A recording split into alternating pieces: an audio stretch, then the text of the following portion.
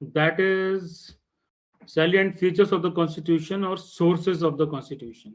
लेकिन इसमें से काफी सारी चीजें हमने अलग अलग देशों के अलग अलग कॉन्स्टिट्यूशन से बोरो की हैं, जिन्हें हम सैलिएंट फीचर्स बोलते हैं। ठीक है, तो काफी ज्यादा चेंज हुआ है 1949 से, जो भी हमने कॉन्स्टिट्यूशन लिया था।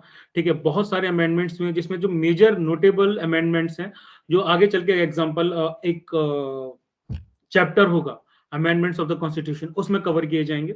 लेकिन हाल फिलहाल के लिए जान लो कि 7th, 42nd, 42, 44, 73rd, 74, 97 और 101 जो अमेंडमेंट्स रहे हैं, ये सारे के सारे मेजर हैं। और जो 42nd अमेंडमेंट रहा है 1976 का, जिसे मिनी कॉन्स्टिट्यूशन बोला जाता है। क्यों? क्योंकि उसमें इतने ज्यादा चेंजेस आए थे, इतने ज्यादा वेरियस पार्ट्स इंक्लूड किए गए थे, हटाए गए थे, कि इसको मिनी कॉन्स्टिट्यूशन बोला जाने लगा। एंड वन मेजर फैक्ट जो आप लोगों को शायद ना पता हो, कि ये हुआ था ड्यूरिंग इमरजेंसी। ठीक है, तो इसकी वैलिडिटी पे क्वेश्चंस एक जनरल पब्लिक का उठना स्वाभाविक है। वैसे तो पहले इतने ज्यादा नहीं उठे, लेकिन हम लोग भी उठा सकते हैं। ठीक है, तो केशवानंद भारती केस हुआ था, जिसके बारे में ब्रीफ में मैं आप लोगों को बताऊंगा बाद में, कोई ज्यादा बड़ा नहीं है। इसमें सुप्रीम कोर्ट ने बोला था कि कॉन्स्टिट्यूंट पावर है पार्लियामेंट की under article 368 does not enable it to alter the basic structure of the constitution. ठीक है, ये 1973 में हुआ था, और ये चेंजेस हुए थे 1976 में। तो आर्टिकल 36 को हमें नोट करके रखना है, और इसके बारे में हम थोड़ा सा पढ़ेंगे बाद में जाके। ठीक, तो सुप्रीम कोर्ट ने यही कहा था कि कॉन्स्टिट्यूएंट पावर है पार्लियामेंट के पास, जो भी आर्टिकल 368 के अंडर, उसके अकॉर्डिंग बेसिक स्ट्रक्चर कॉन्स्टिट्यूशन का चेंज नहीं किया जा सकता। लेकिन ऐसा हुआ कि नहीं हुआ, वो हम आगे देखते हैं। तो सबसे पहले सैलिएंट फीचर्स की बात करते हैं कॉन्स्टिट्यूशन की, जो आज के दौरान कुछ इस प्रकार है कि सबसे पहली बात तो लेंथिएस्ट रिटन कॉन्स्टिट्यूशन है ये आपका। ठीक है, इसमें जो फैक्ट्स हैं ब्रिटिश कॉन्स्टिट्यूशन को लेके, अमेरिकन कॉन्स्टिट्यूशन को लेके, ये मैं आप लोगों पे छोड़ रहा हूँ, ये आप लोगों का कवर करने हैं। मैं सिर्फ इंडियन कॉन्स्टिट्यूशन के बारे में बात करता हूँ। तो 1949 में इंडियन कॉन्स्टिट्यूशन में क्या क्या इंक्लूडेड था? सबसे पहली बात, एक प्रियम्बल था, 395 आर्टिकल्स थे, जिनको 22 पार्ट्स में डिवाइड किया हुआ है। 8 शेड्यूल्स थे। अभी 2019 की अगर बात करते हैं इस बुक के अकॉर्डिंग, तो इसमें एक प्रियम्बल है, 470 आर्टिकल्स हैं, 25 पार्ट्स हैं और 12 शेड्यूल्स हैं। ठीक, जो वेरियस अमेंडमेंट्स हुए थे, उसमें कई सारे आर्टिकल्स डिलीट किए गए, कई सारे ऐड किए गए। किसी भी वर्ल्ड के किसी भी कॉन्स्टिट्यूशन में इतने ज्यादा आर्टिकल्स और शेड्यूल्स नहीं है।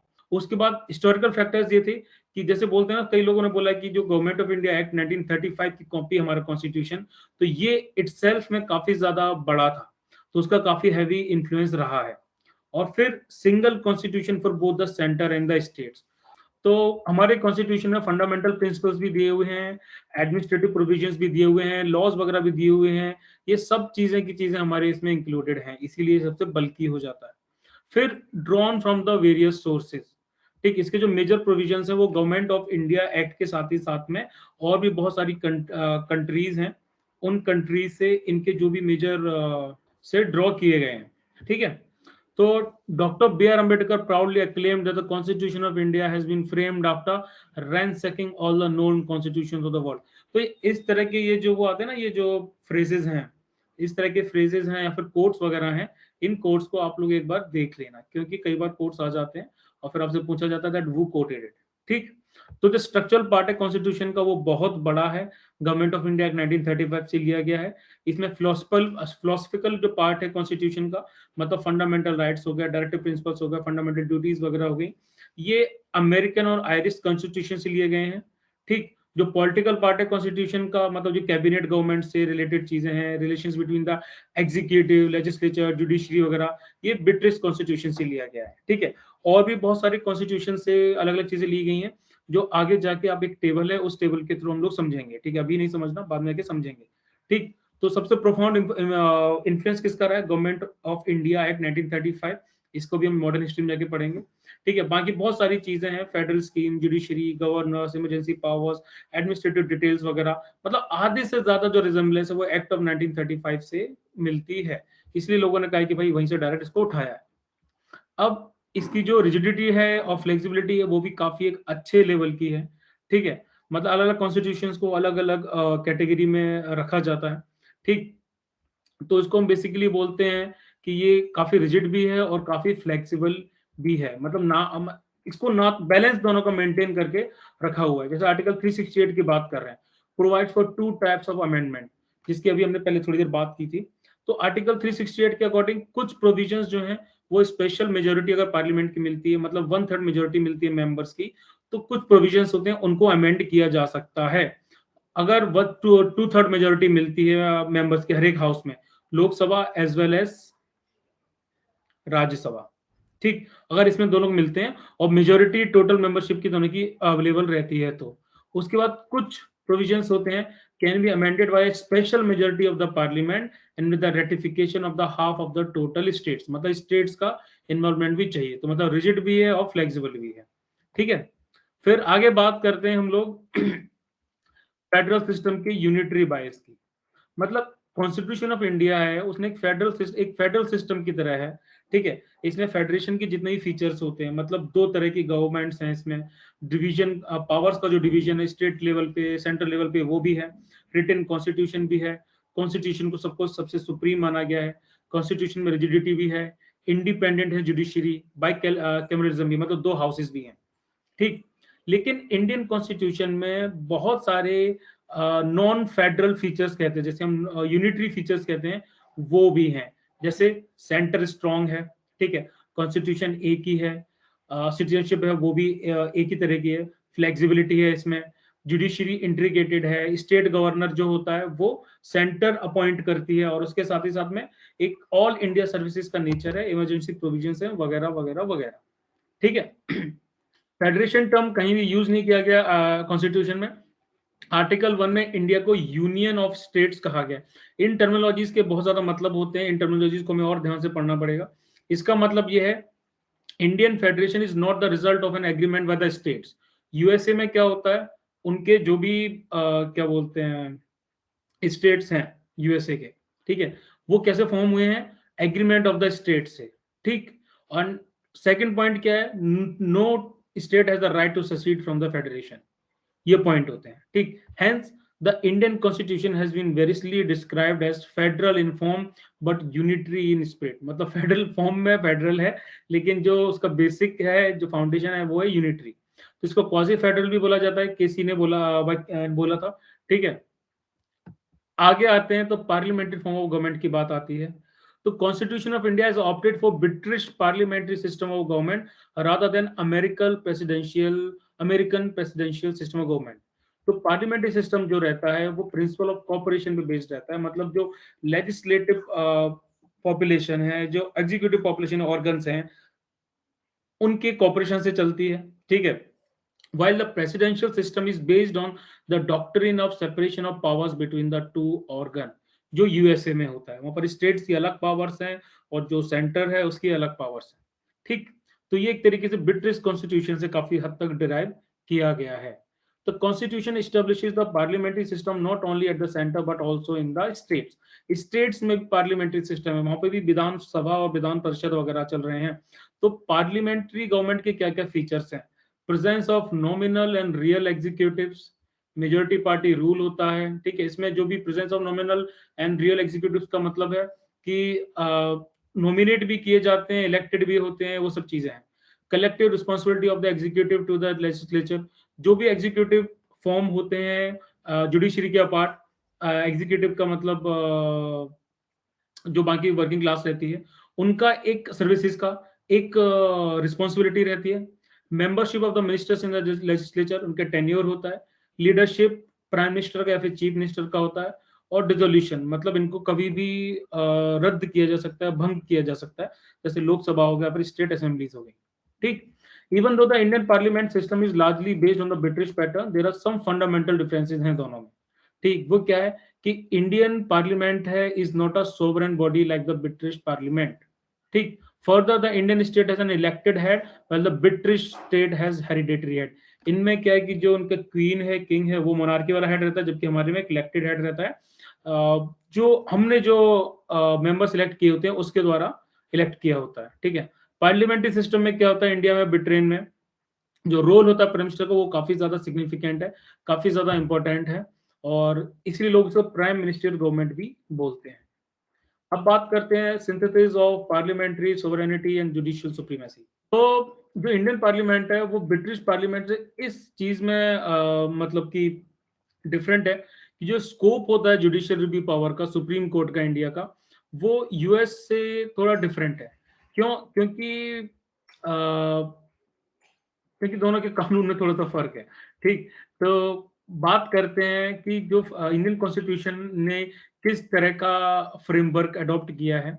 ठीक है, तो उस फ्रेमवर्क की बात करते हैं। सुप्रीम कोर्ट में क्या है कि वो पार्लियामेंट्री जो लॉज होते हैं उनको अनकॉन्स्टिट्यूशनल बोल सकता है अपनी जुडिशियल रिव्यू की पावर से। जैसा कि आपने देखा था अभी एग्जाम्पल में, जो किसान आंदोलन हुआ था, उसमें जो 3 बिल्स थे उनको पार्लियामेंट ने पास कर दिया था। ठीक है, लेकिन उनको जो सुप्रीम कोर्ट था उसने होल्ड पे रखा हुआ था। ठीक है, तो ये एग्जांपल है कि सुप्रीम कोर्ट पार्लियामेंट्री लॉज को अनकॉन्स्टिट्यूशनल बोल सकता है अपनी जुडिशियल रिव्यू की पावर के। ऐसा नहीं कि कुछ भी बोल दिया, लेकिन जो भी पावर्स उसको मिली हुई हैं। Parliament on the other hand can amend the major portion of the constitution through his constituent power. और एक और चीज आती है कि जिस जुडिशियल रिव्यू को लेके सुप्रीम कोर्ट ने ये चीजें लागू की हैं, उन्हीं चीजों को चेंज कर सकता है पार्लियामेंट अपनी कॉन्स्टिट्यूएंट पावर से, जो कि शाह बानो केस में हुआ था। ठीक है, शाह बानो केस में क्या हुआ था कि सुप्रीम कोर्ट ने एक शाह बानो के सपोर्ट में डिसीजन दिया था। ठीक, लेकिन वोट्स की वजह से कह लो या फिर जो भी उस टाइम पे सिनेरियो था उसकी वजह से, जो कांग्रेस गवर्नमेंट थी under the prime ministership of Rajiv Gandhi, उन्होंने एक लॉ लाया और उसके थ्रू उन्होंने जो कॉन्स्टिट्यूएंट की जो चीज थी जिसके तहत सुप्रीम कोर्ट ने उनके सपोर्ट में जो डिसीजन दिया था वो उन्होंने पलट दिया। ठीक है, तो यहां पर क्या हुआ कि पार्लियामेंट ने जो पोर्शन था कॉन्स्टिट्यूशन का वो ही अमेंड कर दिया, तो इससे जो सुप्रीम कोर्ट का फैसला था वो नल एंड वॉइड हो गया। और दैट्स हाउ इट वर्क। ठीक, आई होप समझ में आ गया होगा। नहीं आएगा तो डाउट्स पूछना, नोट करके रखो और पूछते जाना। फिर आता है इंटीग्रेटेड एंड इंडिपेंडेंट जुडिशरी, ये भी इसी का एक्सटेंशन है। सुप्रीम कोर्ट क्या है कि पूरे जुडिशियल सिस्टम के टॉप पर है। इसके नीचे हाई कोर्ट्स हैं जो अलग अलग स्टेट्स में हैं, फिर उसके नीचे सबऑर्डिनेट कोर्ट्स हैं जो अलग अलग डिस्ट्रिक्ट में आती हैं, और बाकी छोटी मोटी कोर्ट्स हैं वो सब आती रहती हैं। ठीक है, ये सेंट्रल लॉज को भी इन्फोर्स करती हैं, साथ ही साथ में स्टेट लॉज को भी इन्फोर्स करती हैं। तो supreme court is a federal court, the highest court of appeal. ठीक, the guarantor of the fundamental rights of the citizenship and guardian of the constitution. Constitution की देखरेख का काम है, फंडामेंटल राइट्स को इन्फोर्स करना इसका काम है कि भाई सबको फंडामेंटल राइट्स मिल रहे हैं कि नहीं मिल रहे हैं। ठीक है, अलग अलग प्रोविजंस बनाए हैं लोगों की सिक्योरिटी के लिए, सॉरी जजेस की सिक्योरिटी के लिए, सिक्योरिटी जो उनका टेन्योर रहता है, जो कोलोजियल सिस्टम है। ठीक है, कोलोजियल सिस्टम थोड़ा सा डिबेटेबल है, लेकिन कोलोजियम जो फॉर्म होता है वो होता है। इनकी सर्विस कंडीशन फिक्स रहती है, जजेस की एक्सपेंसेस वगैरह रहते हैं, वो कंसोलिडेटेड फंड ऑफ इंडिया से आते हैं। कंसोलिडेटेड फंड ऑफ इंडिया क्या है, ये आगे जाके हम सीएजी वगैरह में पढ़ेंगे। ठीक है, provision on discussion on the conduct of जजेस, जैसे आप जानते हो ना कि कई बार मानहानि हो जाती है या फिर वो हो जाता है कि भाई कंटेंट ऑफ द कोर्ट हो जाता है, तो ये सब प्रैक्टिसेस हैं। इन सब चीजों पे काफी ज्यादा सिक्योर उन्होंने किया हुआ है जुडिशरी को एग्जीक्यूटिव से।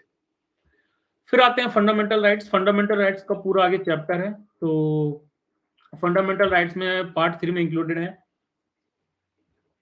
6 फंडामेंटल राइट्स गारंटेड हैं, अलग अलग आर्टिकल्स में कवर्ड हैं। इनके बारे में ब्रीफ में आगे डिटेल में आगे पढ़ेंगे। तो इन फंडामेंटल राइट्स को आगे स्किप करते हैं।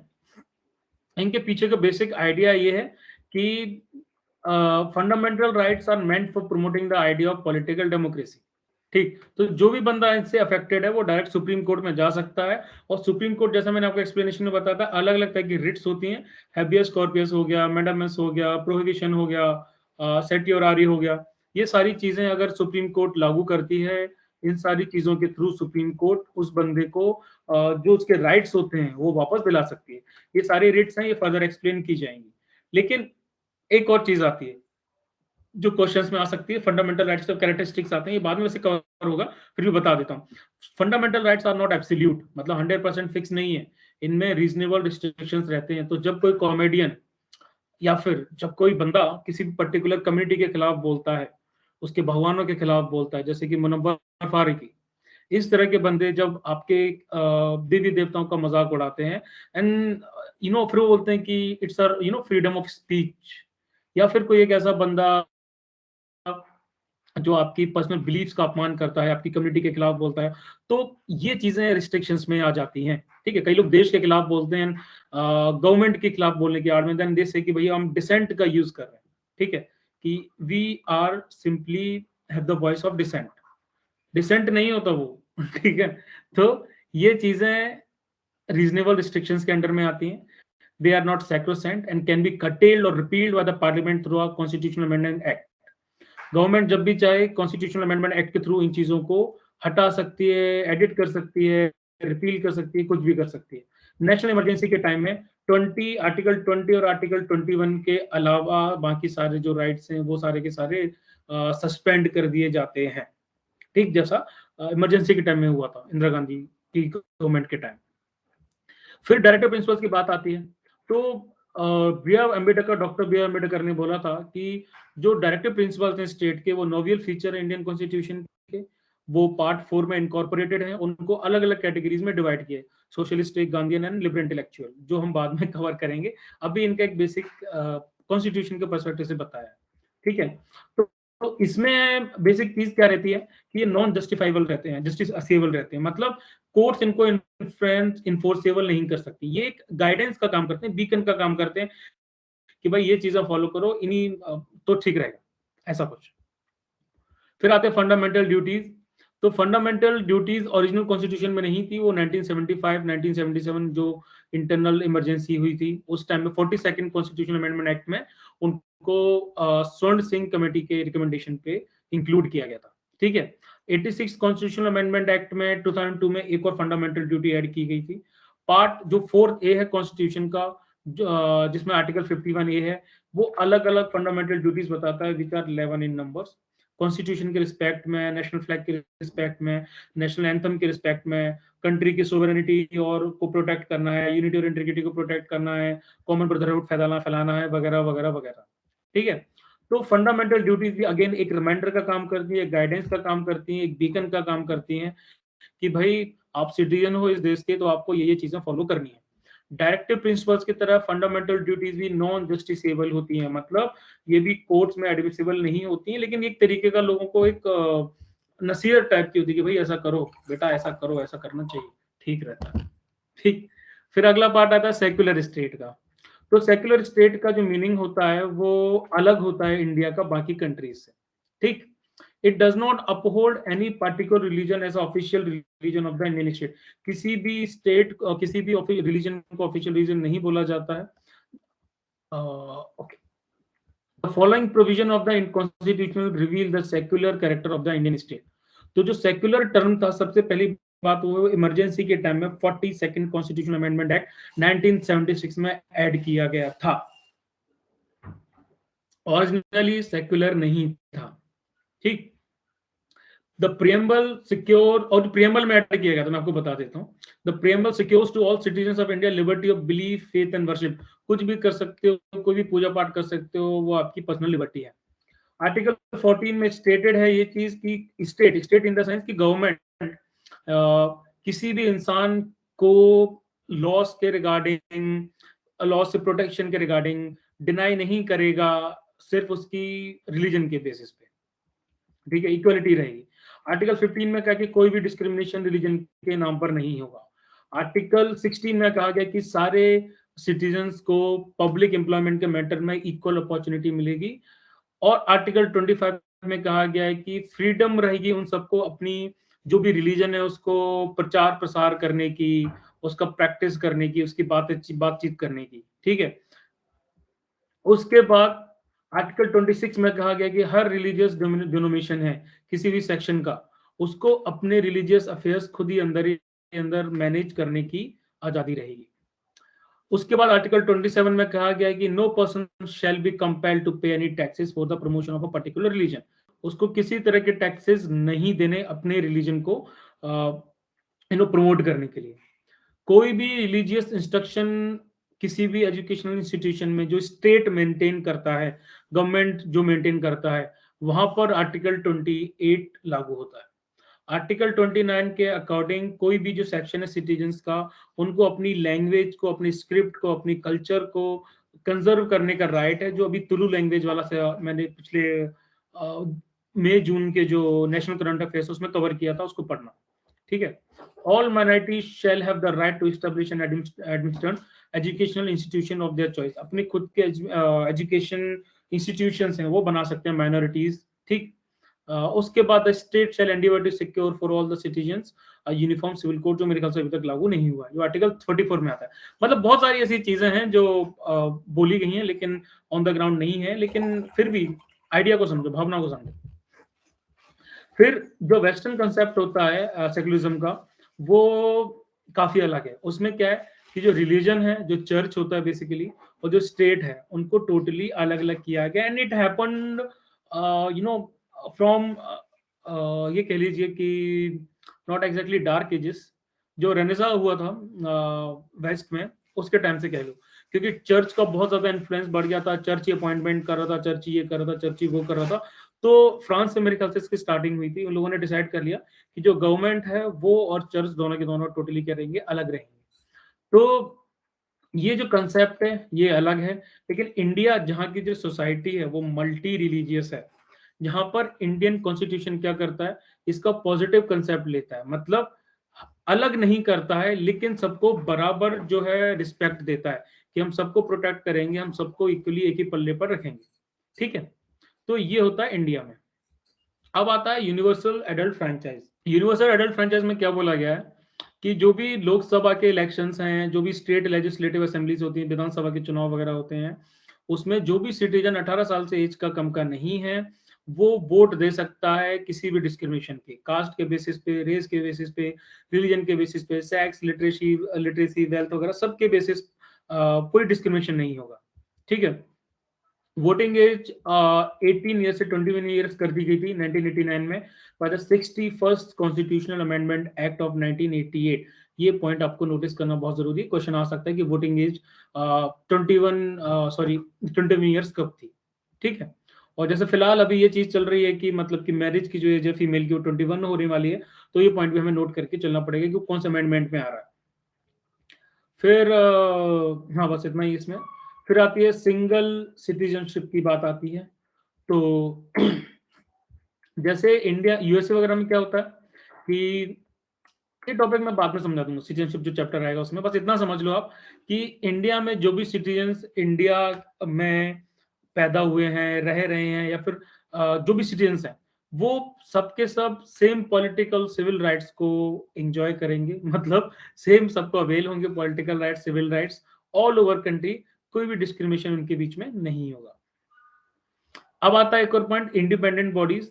The Indian constitution not only provides for the legislative, executive and the judicial organs of the government, but also establishes certain independent bodies, ठीक है। जो हमारी कॉन्स्टिट्यूशनल बॉडीज आती है ना, या नॉन कॉन्स्टिट्यूशनल बॉडीज आती हैं, वो इसके अंडर में आ जाती हैं कि भाई लेजिस्लेटिव के अंडर में भी नहीं है, वो एग्जीक्यूटिव के अंडर में भी नहीं है। और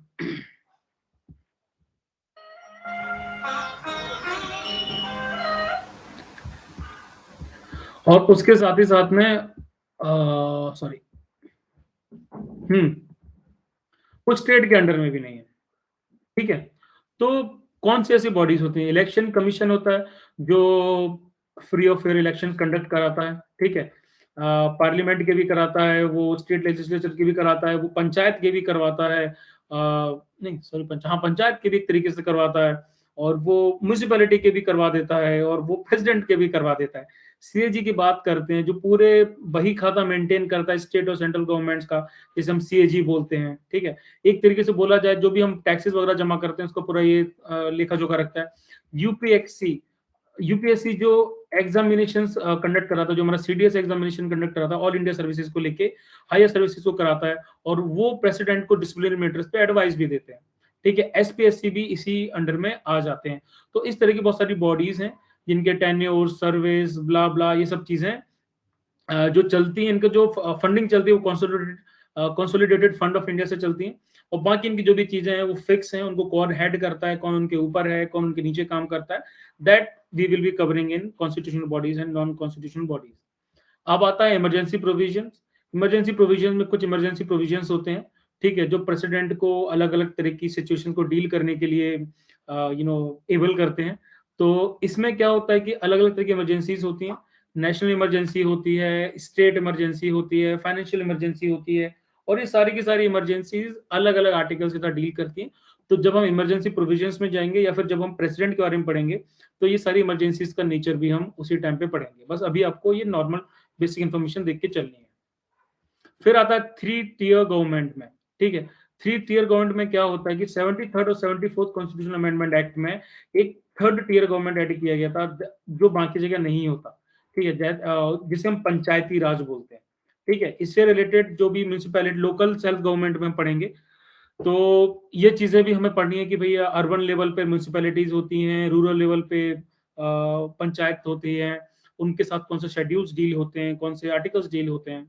कोऑपरेटिव सोसाइटीज की बात की जाती है 17 पॉइंट में, तो 97 कॉन्स्टिट्यूशनल अमेंडमेंट एक्ट 2011 में एक उनको कॉन्स्टिट्यूशनल स्टेटस दिया था कोऑपरेटिव सोसाइटीज को प्रोटेक्ट करने के लिए, मतलब ताकि कोई इंडिविजुअल एंटिटीज उनको टेक ओवर ना करें। कोऑपरेटिव सोसाइटी का सबसे बड़ा एग्जांपल है अमूल, ठीक है। तो इसमें अलग अलग उनको राइट्स दिए थे, आर्टिकल 19 के अंडर अलग राइट दिया था, आर्टिकल 43 भी में इनको अलग दिया था, ठीक है। आर्टिकल सॉरी अलग अलग पार्ट्स में अलग अलग चीजों में इनको अलग अलग चीजें दी गई थी, जो भी कॉन्स्टिट्यूशन और नॉन कॉन्स्टिट्यूशन बॉडीज में हम लोग उसको शेयर करेंगे। अब क्रिटिसिज्म आता है कॉन्स्टिट्यूशन का कि भाई बोरोड किया है, इस सोर्स से लिया है, उस सोर्स से लिया है, तो ये बेसिक इन्फॉर्मेशन एक बार पढ़ लेना। कार्बन कॉपी बोला 1935 एक्ट की, ये भी नॉर्मल है, पढ़ लेना, ठीक है। ये बहुत छोटे छोटे पैराग्राफ्स हैं जो आपको एक सिंपल नॉलेज के लिए बेसिस के लिए पढ़ने हैं। अन इंडियन या फिर एंटी इंडियन बोला है कई लोगों ने, किसी ने अन गांधीन कॉन्स्टिट्यूशन भी बोला है, ठीक है। एलिफेंटाइन साइज बोला है, पैराडाइज ऑफ द लॉयर्स बोला है कि भाई कहीं ना कहीं से लूप होल निकल ही आता है।